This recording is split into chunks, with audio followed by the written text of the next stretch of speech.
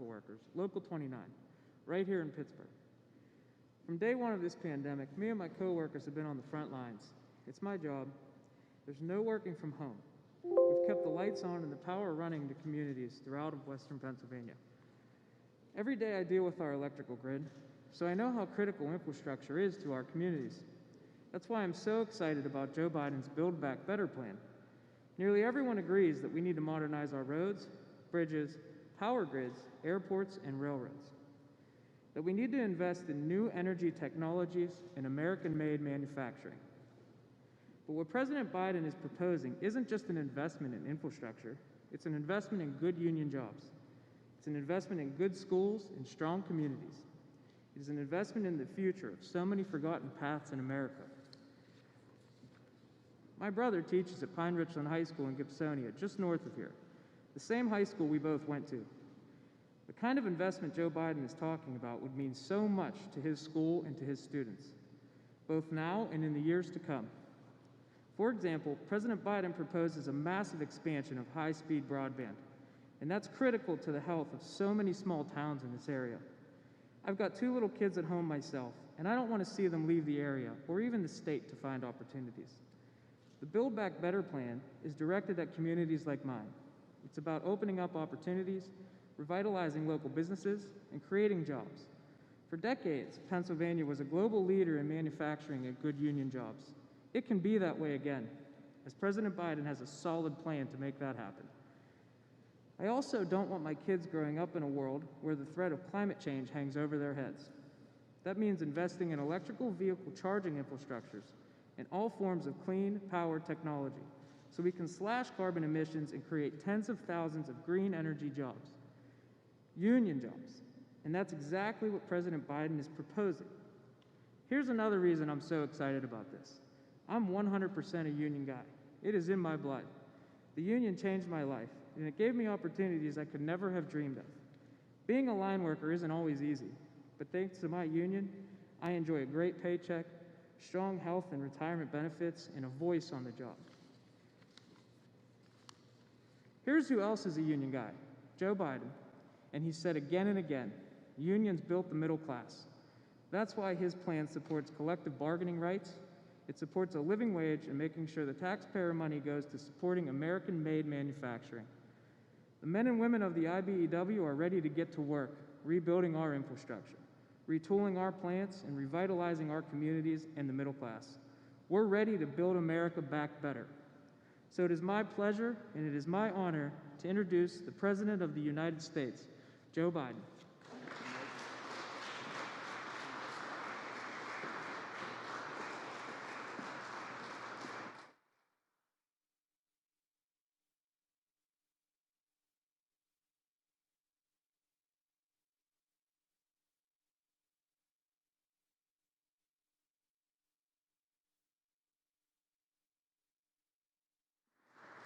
Thank you. Gov, Mike asked me, and say to Bobby, my good friend, he asked me back there, he said, do you ever get nervous? And he said, because I got up this morning, made breakfast for my kids, so I got to introduce the president. And what I say to you, Mike, you did a heck of a job, but I'd get nervous if I had to get up in the middle of the night, climb up a telephone pole, replace in the middle of a storm a connection that knocked out everybody's electricity, put a transformer in. That's what would make me nervous. So what you did was really good. I couldn't do what you do, pal. I couldn't do what you do. And I want to, and it's true, Mike, you're a union guy. Me too. I got in trouble, but I don't make any apologies for it. I'm a union guy. I support unions. Unions built the middle class. It's about time they start to get a piece of the action. To all my colleagues, from the county executive to the mayor, to everyone that's here, I want to say thank you. Thank you, Congressman, for the passport in your district, and I appreciate being here. I'm honored to be with you. 2 years ago, I began my campaign here in Pittsburgh. saying I was running to rebuild the backbone of America. And today, I return as your president to lay out the vision of how I believe we do that, rebuild the backbone of America. It's a vision not seen through the eyes of Wall Street or Washington, but through the eyes of hardworking people, like the people I grew up with, people like Mike and his union family, union workers in this Carpenters Training Center, people like the folks I grew up with in Scranton and Claymont, Delaware, people who get up every day, work hard, raise their family, pay their taxes, serve their country, and volunteer for their communities, and just looking for a little bit of breathing room, just a little bit of light. Ordinary Americans doing extraordinary things. People who break their necks every day for their families and the country they love. A country that, in fact, which on the day I was elected was in extreme distress, with the virus on a deadly rampage that has now killed over 500, I carry it in my pocket every day. I have the list of exactly how many have died. 547,296 Americans dead from the virus. More than all the people killed in World War I, World War II, the Vietnam War, 9/11. 547,296 Americans. And an economy that left millions out of work and created so much anxiety. That's why I moved so quickly to pass the American Rescue Plan with the help of my friends here in the Congress. I really mean that. It didn't pass by a whole lot, but with the leadership of Connor and Bobby and the Mayor, you got it done. Because it was an emergency. We needed to act to save jobs, to save businesses, to save lives. And that's what we did. We're beginning to see the results. We're on our way to having given 200 million vaccination shots in the first 100 days of my presidency. When I said I'd get 100 million done, people thought it was a significant exaggeration. We're going to get 200 million done, twice the original goal, because of all the help of all of you. Leading economists are now predicting our economy will grow 6% this year. That's a rate we haven't seen in years and years. We can cut child poverty in half this year. With the American Rescue Plan, we're meeting immediate emergencies. Now it's time to rebuild. Even before the crisis we're now facing, those at the very top in America were doing very well, which is fine. They were doing great. But everyone else was falling behind. The pandemic only made the division so much worse and more obvious. Millions of Americans lost their jobs last year, while the wealthiest 1% of Americans saw their net worth increase by $4 trillion. Just goes to show you how distorted and unfair our economy has become. It wasn't always this way. Well, it's time to change that. I note parenthetically that I got criticized for giving tax breaks to middle class and poor folks this last time. I didn't hear that cry, you and cry, when we were doing the same thing.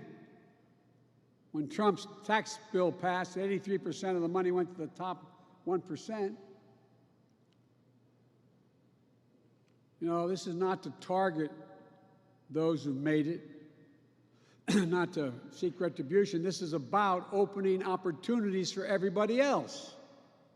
And here's the truth. We all will do better when we all do well. It's time to build our economy from the bottom up and from the middle out, not the top down. That hadn't worked very well. For the economy overall, it hadn't worked. Because Wall Street didn't build this country. You great middle class built this country, and unions built the middle class. And it's time, and this time, when we rebuild the middle class, we're going to bring everybody along. Regardless of your background, your color, your religion, no matter, everybody gets to come along. So today, I'm proposing a plan for the nation that rewards work, not just rewards wealth. It builds a fair economy that gives everybody a chance to succeed. And it's going to create the strongest, most resilient, innovative economy in the world. It's not a plan that tinkers around the edges. It's a once-in-a-generation investment in America, unlike anything we've seen or done since we built the interstate highway system and the space race decades ago. In fact, it's the largest American jobs investment since World War II. It will create millions of jobs, good-paying jobs. It will grow the economy, make us more competitive around the world, promote our national security interests, and put us in a position to win the global competition with China in the upcoming years. It's big, yes. It's bold, yes. And we can get it done. It has two parts: the American Jobs Plan and the American Families Plan. Both are essential to our economic future. In a few weeks, I'll talk about the Americans' Family Plan, but today, I want to talk about the Americans' Jobs Plan. I'll begin with the heart of the plan.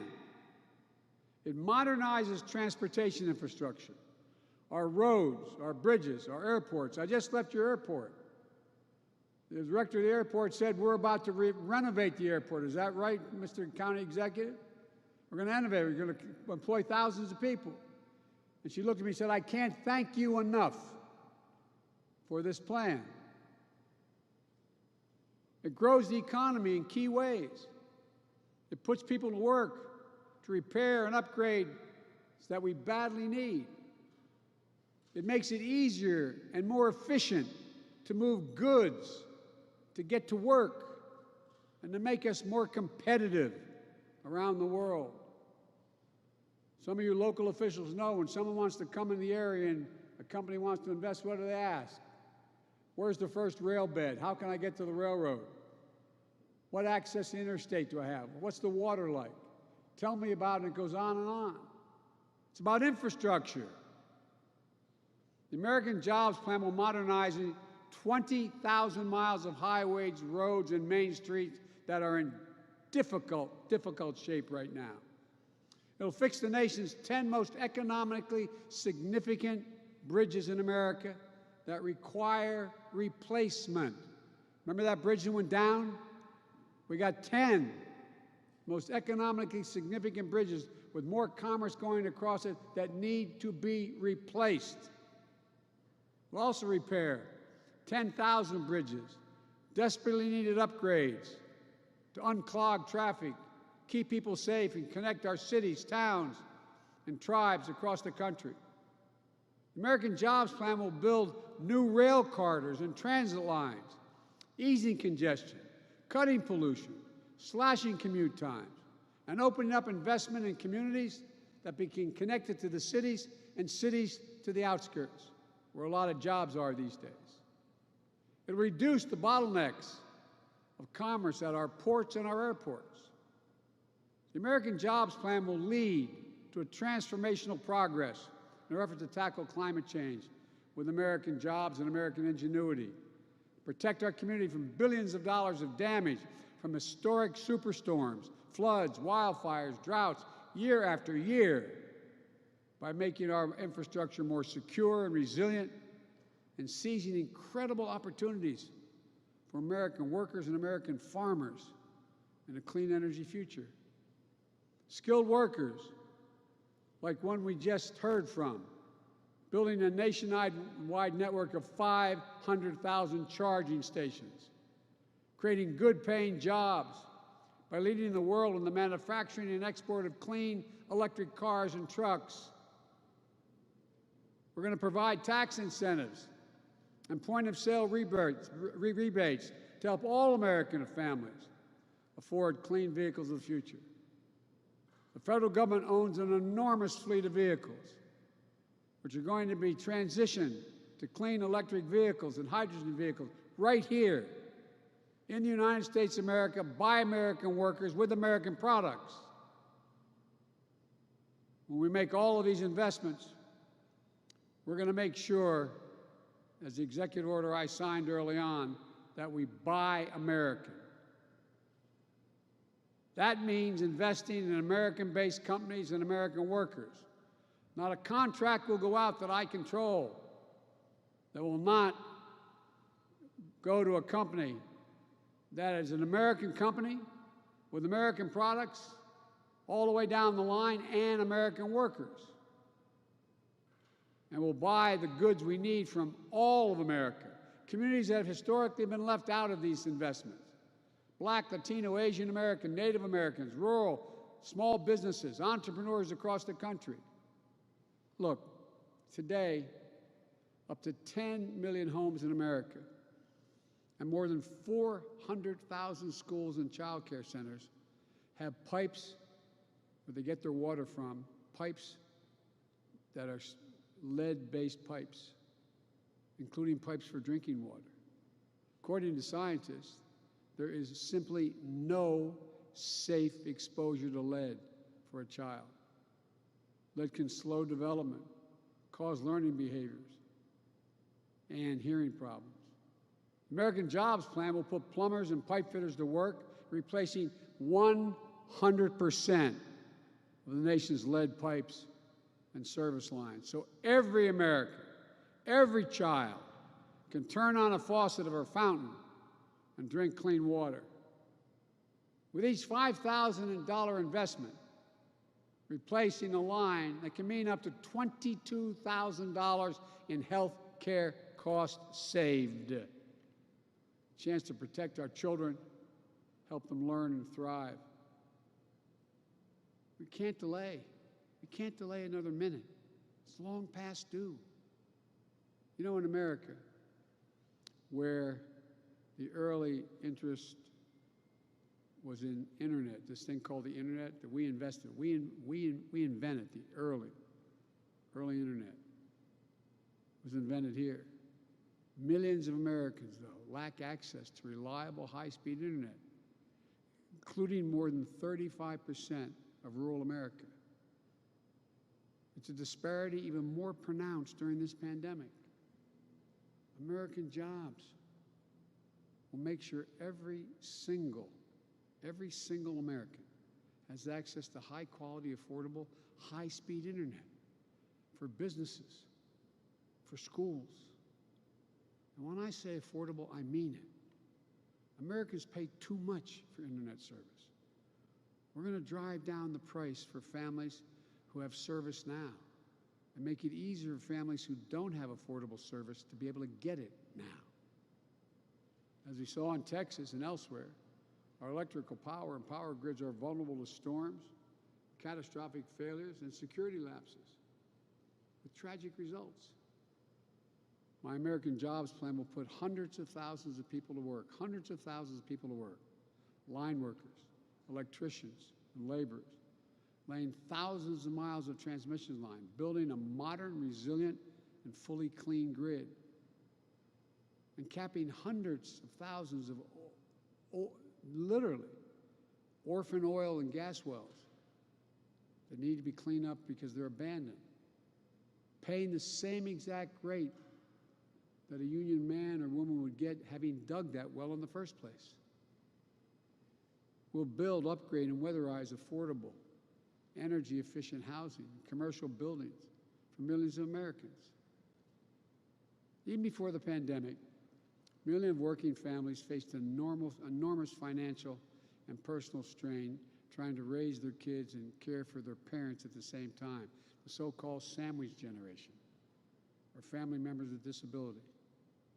You got a child at home, you can't stay home from work to take care of that child unless you lose, the child's at risk, or you lose your job, or you have an elderly parent you're taking care of. And seniors and people with disabilities living independently feel that strain as well, but we know if they can remain independently living, they live longer. American Jobs Plan is going to help in big ways. It's going to extend access to quality, affordable home community-based care. Think of expanded vital services like programs for seniors.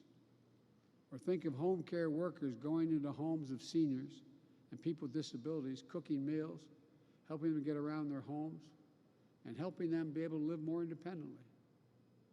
For too long, caregivers who are disproportionately women and women of color and immigrants have been unseen, underpaid, and undervalued.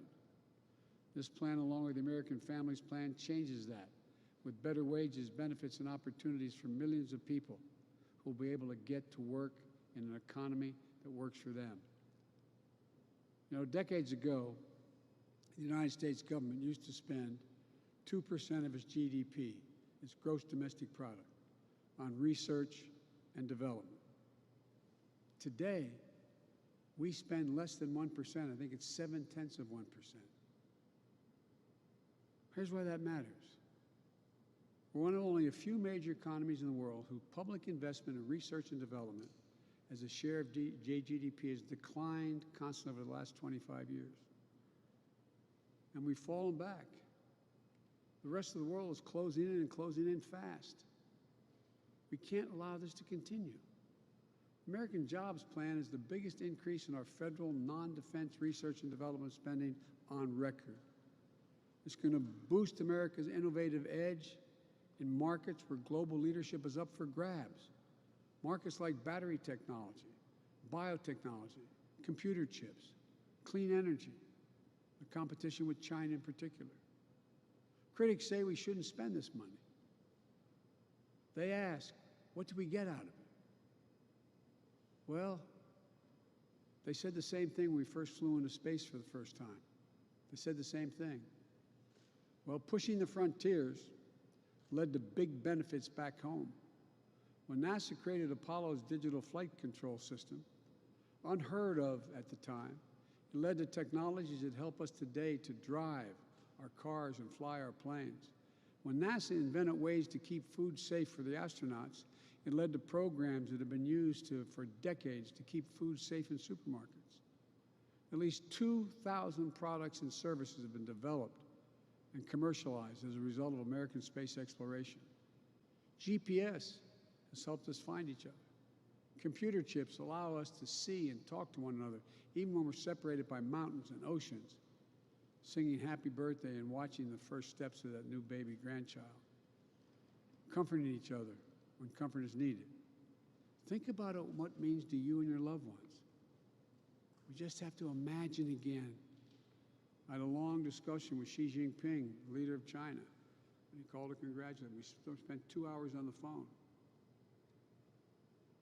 And he said, and I was astonished, my national security team and the China experts who were on the line, he said, you've always said, Mr. President, that you can define America in one word, possibilities. That's who we are. In America, anything's possible. Like what we did with vaccines a decade ago that laid the foundation for COVID-19 vaccines we have today. Like we did when the interstate highway system that transformed the way we traveled, lived, worked, and developed. Americans could visit relatives anywhere in the country with just a family station wagon. Business here in Pittsburgh could load up a truck and get a product to Portland or Phoenix. To this day, about a quarter of all the miles Americans drive each year on one of those very original highways. Imagine what we can do, what's within our reach when we modernize those highways. You and your family could travel coast to coast without a single tank of gas on board a high-speed train. We can connect high-speed, affordable, reliable internet wherever you live. Imagine knowing that you are handing your children and grandchildren a country that will lead the world in producing clean energy technology and will need to address one of the biggest threats of our time. That's what we'll do. Altogether, along with the American Rescue Plan, the proposal I put forward will create millions of jobs, estimated by some Wall Street outfits over 18 million jobs over 4 years. Good paying jobs. It also works to level the playing field, empower workers, and ensure that the new jobs are good jobs that you can raise a family on, and ensure free and fair choice to organize and bargain collectively. That's why my plan asks Congress to pass the Protecting the Right to Organize Act, the PRO Act, and send it to my desk. This plan is important, not only for what and how it builds, but it's also important to where we build. It includes everyone, regardless of your race or your zip code. Too often, economic growth and recovery is concentrated on the coast.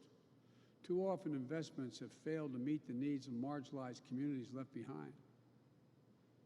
There is talent innovation everywhere. And this plan connects that talent through cities, small towns, rural communities, through our businesses and our universities, through our entrepreneurs, union workers, all across America. We have to move now. Because I'm convinced that if we act now, in 50 years, people are going to look back and say, this was the moment that America won the future.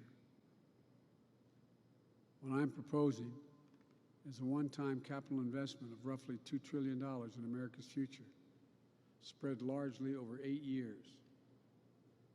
It will generate historic job growth, historic economic growth, help businesses to compete internationally, create more revenue as well. They are among the highest value investments we can make in the nation, investing in our infrastructure.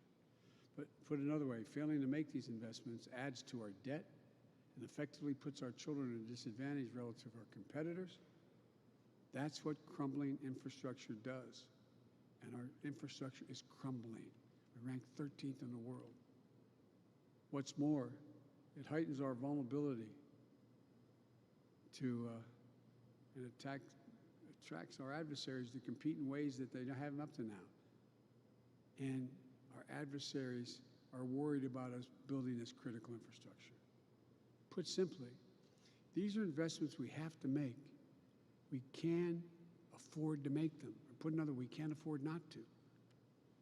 So how do we pay for it? I spoke to the majority leader, I guess he's no longer the majority leader. He has been for a long time. I spoke to the Republican leader about the plan.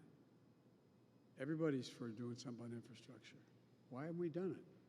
Well, no one wants to pay for it. Less than 4 years ago, as I said, the Congress passed a tax cut of $2 trillion, increasing the national debt $2 trillion. It didn't meet virtually any of the predictions it would in terms of growing the economy. Overwhelmingly, the benefits of that tax package went to the wealthiest Americans. It even included new investments that would profit by shifting profits and jobs overseas if you're a corporation. It was bad for American competitiveness, deeply unfair to the middle-class families, and wrong for our future. So here's what I do.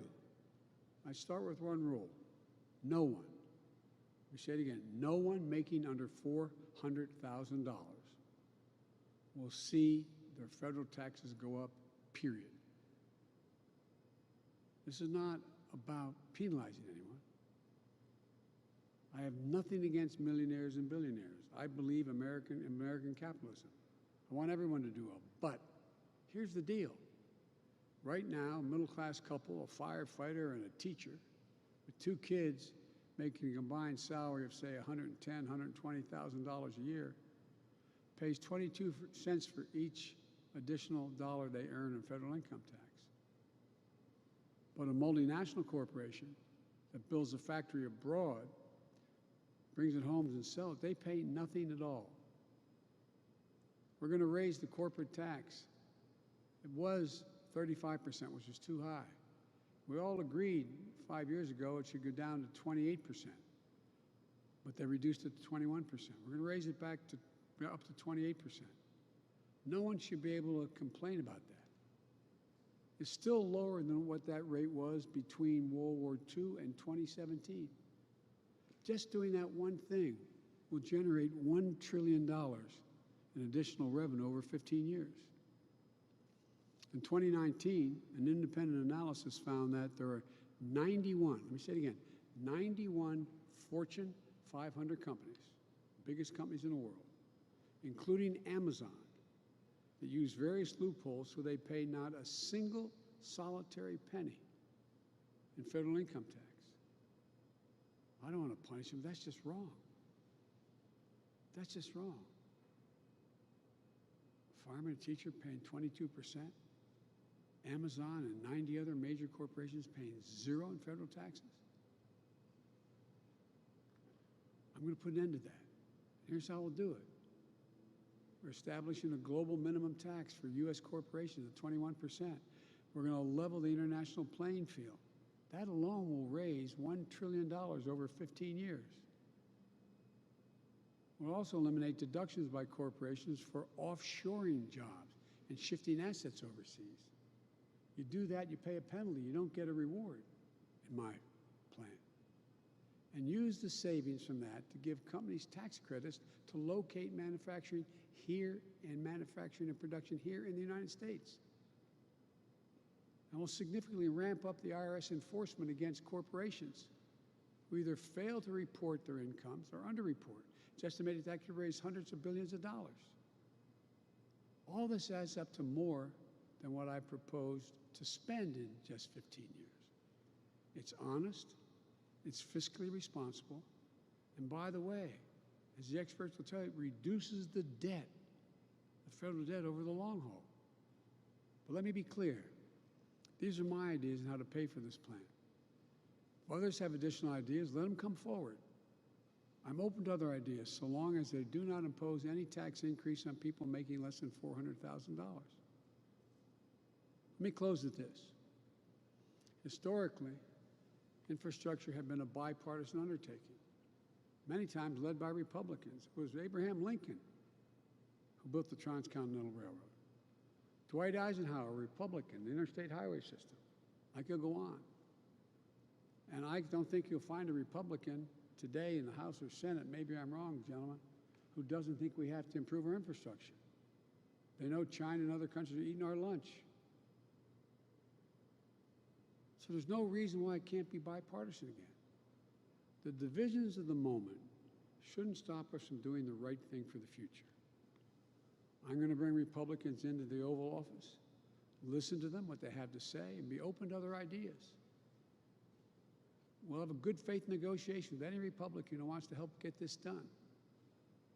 But we have to get it done. I truly believe we're in a moment where history is going to look back on this time as a fundamental choice having been made between democracies and autocracies. You know, there's a lot of autocrats in the world who think the reason why they're going to win is democracies can't reach consensus any longer. Autocracies do. That's what competition between America and China and the rest of the world is all about. It's a basic question. Can democracies still deliver for their people? Can they get a majority? I believe we can. I believe we must. Delivering for the American people is what the American Rescue Plan was all about. And it's been overwhelmingly popular when I wrote it. Everybody said I had no bipartisan support. Or overwhelming bipartisan support were registered Republican voters. And ask around. If you live in a town with a Republican mayor, a Republican county executive, or a Republican governor, ask them how many would rather get rid of the plan. Ask them if it helped them at all. It's what the American Job Plan is about. The new one I'm proposing. I hope Republicans in Congress will join this effort. I hope and I believe a number of businesses will join this effort. And I hope and believe the American people will join this effort. Democrats, Republicans, and Independents, we can do this. We have to do this. We will do this. We just have to remember, this is the United States of America. And I've said it 1,000 times. There's nothing beyond our capacity if we act together. So it's time to move together. Thank you, and I hope I get to come back to see you folks after this plan is passed. And the question is, you have to attract even more apprentices, more people, because we're building so much. God bless you all, and may God protect our troops. Thank you.